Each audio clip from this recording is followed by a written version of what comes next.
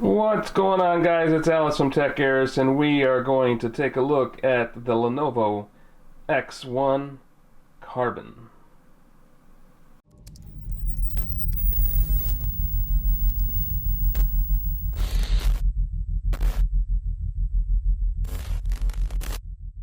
Welcome back, guys. We are going to take a look at the Lenovo ThinkPad X1 Carbon 6th generation. That is a mouthful, and it took me at least 5 times to do that. At any rate, let's talk a little bit about the specifications on this guy.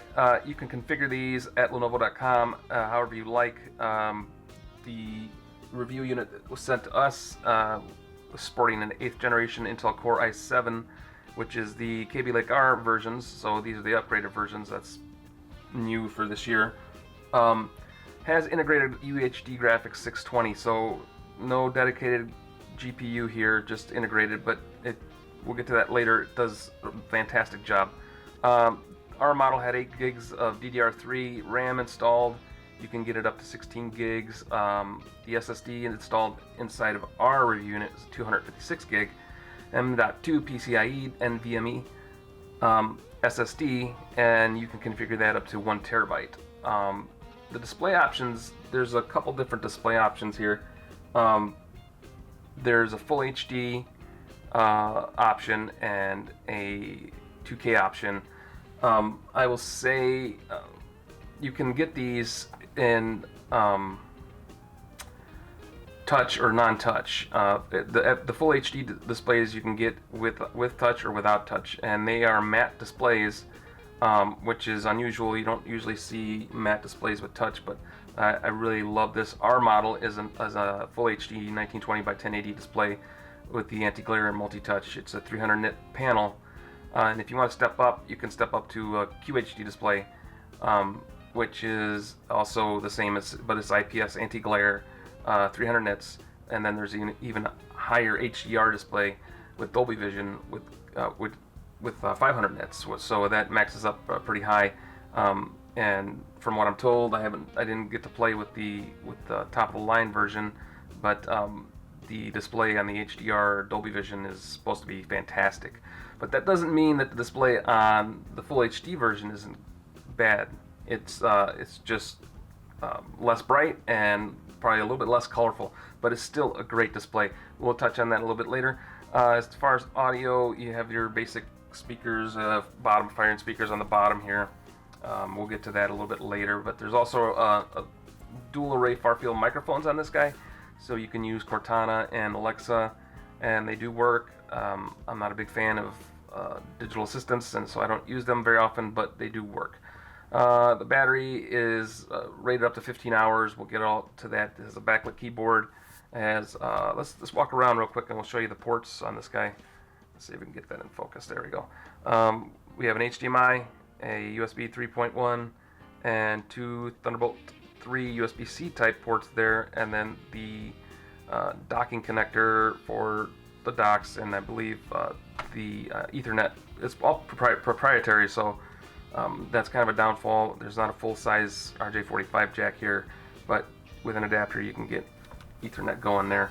On this side, you have the USB 3.1 headphone jack, and on the back, if you see, we'll get that in focus right there about my finger, is a SIM card slot and micro SD slot. So this does have LTE connectivity. That is an option, so you'll have to order that if you want it. It'll cost you a little extra, probably eat up a little bit of battery as well. As far as the design, I really love the X1 Carbon design. I love that matte black finish. This is available in silver. I will say that this does pick up fingerprints. I've seen other reviews say that it really doesn't pick up fingerprints, but if you got, maybe I'm just a greasy guy, I don't know, but it does pick up fingerprints, although it's easy to clean. I mean, you can see over in this area here, kind of a fingerprinty area. I mean, it is what it is. This material, that soft material they make this out of, is really easy to pick up fingerprints. It's really noticeable in the trackpad and down in here. It also is really susceptible to dust. It picks up a lot of dust. Not, it's protected against dust for the insides, but this material here tends to get a lot of dust on it, and I tend to be kind of OCD when it comes to dust. I'm constantly cleaning it.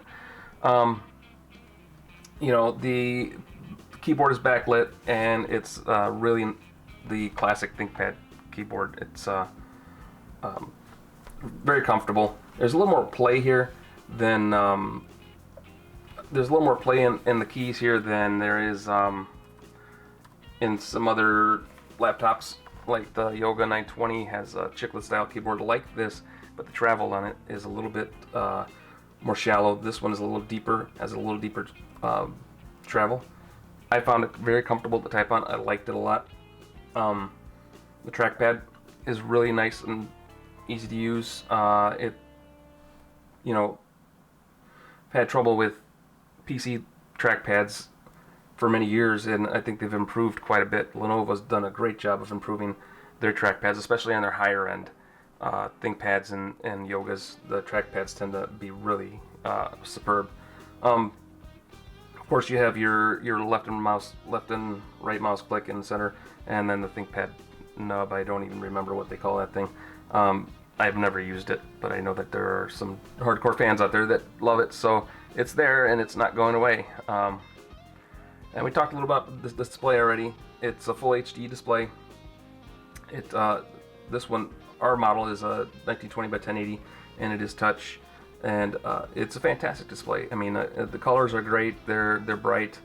They're not as bright as the QHD display with HDR, but if you don't look at that one and you have this one, you won't even notice. If you put them side by side, you're gonna tell.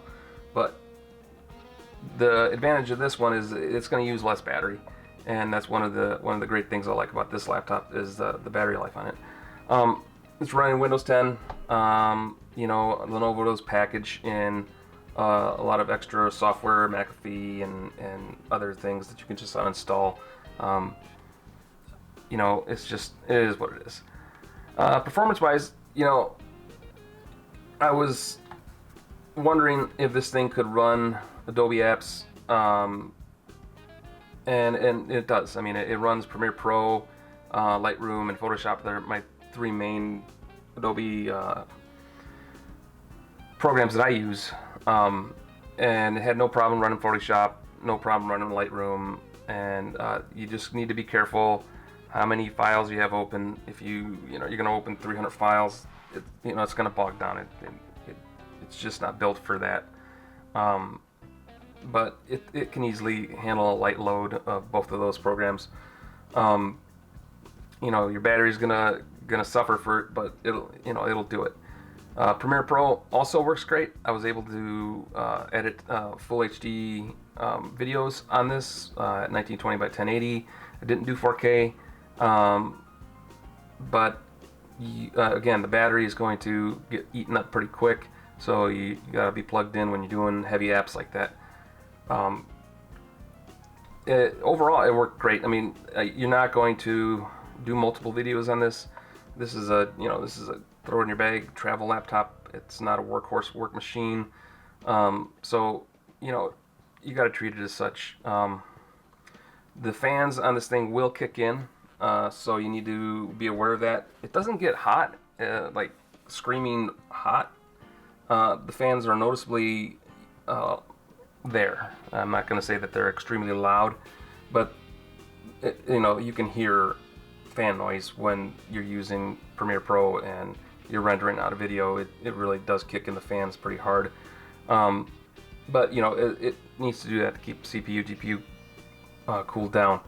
But the nice thing again is it doesn't get so hot that you can't handle the machine, or that it gets hot. It doesn't get hot here. It doesn't get on the bottom. It warms up. I mean, it's just typical. It is what it is. The speakers are on the bottom. I think we talked about that a little bit. They're just okay.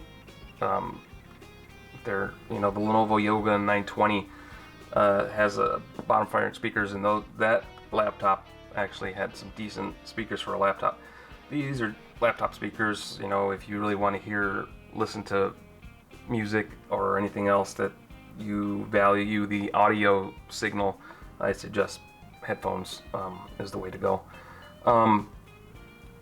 The camera is right up here, and that is just, just your basic webcam.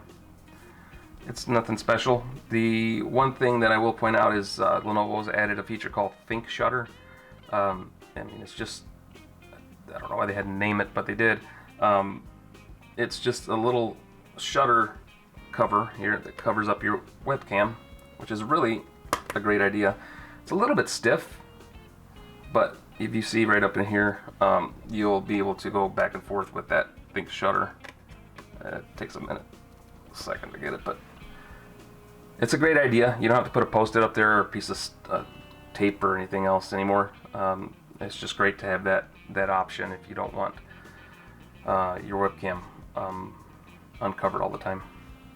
Battery life, it's rated at 15 hours. I was able to get just under 15 hours, about 14 and a half or less than that of battery life out of this, and that was just with normal usage, just normal everyday emailing, browsing, YouTube, Netflix, just basic stuff, Word and Excel and Adobe, PDFs, just basic stuff. So you can get good battery life out of this, depending on what you're doing.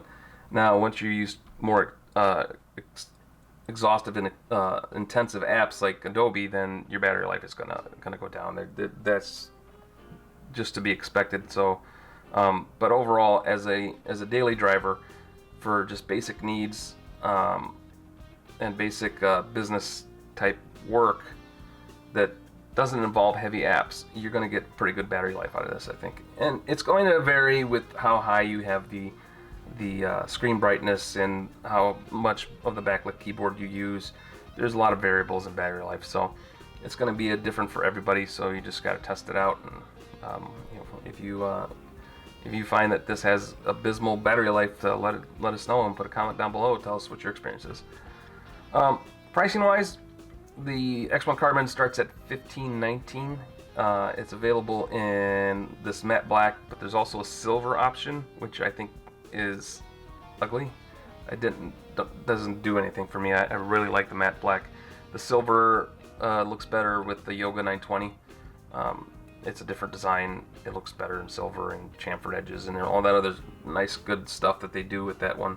It's a really nice laptop, but for the ThinkPad line, the matte black for me is the way to go, and it just looks just sexy and sleek. So it starts at $15.19, and you can configure it in many different ways. You have to go to Lenovo.com, check it out. You can figure it up. You can configure this thing all the way up to $2,500 plus. So it's not cheap if you want it spec'd out, but it's reasonable entry level $15.19 for an ultrabook of this magnitude. So I think it's a good value. This particular model was just under $1,800. The way it's configured, it's got a smaller SSD, only 8 gigs of RAM. The RAM is upgradable, the SSD is upgradable in this machine.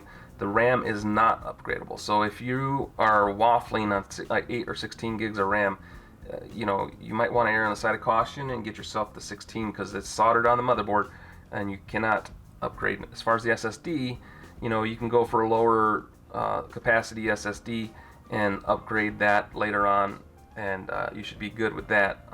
If you can't afford a full 1 terabyte SSD and can only get the 256, you might want to do that. But for RAM, it's probably a good idea to max it out to 16 if you're thinking of even doing anything heavy. And I was honestly, even with the 8 gigs of RAM, I was pretty impressed that this was able to run the Adobe apps that it did run on it with just the 8 gigs of RAM. Mind you, it did sound like it was going to take off, but it handled the load fine. So it'll do it for you. But 16 gigs of RAM is recommended if you are even waffling on it, because soldered on motherboard is you're not gonna be able to upgrade that. But the SSD is upgradable. The Wi-Fi card and a couple other cards are upgradable, removable, but the RAM is not. It's pretty easy to open this thing up. There's only like 5 or 6 screws in the bottom. If you wanting to upgrade it yourself. Pretty simple to get in. They don't make it hard at all. You know, this thing's got a tough build quality. It's got that industrial but sexy design, and it has versatility with the I/O and the lightweight portability. It makes it a really nice business laptop. And even if you're not needing a business laptop, a lot of people will still need that extra I/O for certain tasks or certain things that they want to do, and having that available to you. Let's get that in focus there. Having that extra I/O available to you is going to really make a difference for a lot of people. So that is the Lenovo X1 Carbon. You can read the full written review at the link below, and make sure you check out the site. And we'll talk to you guys later.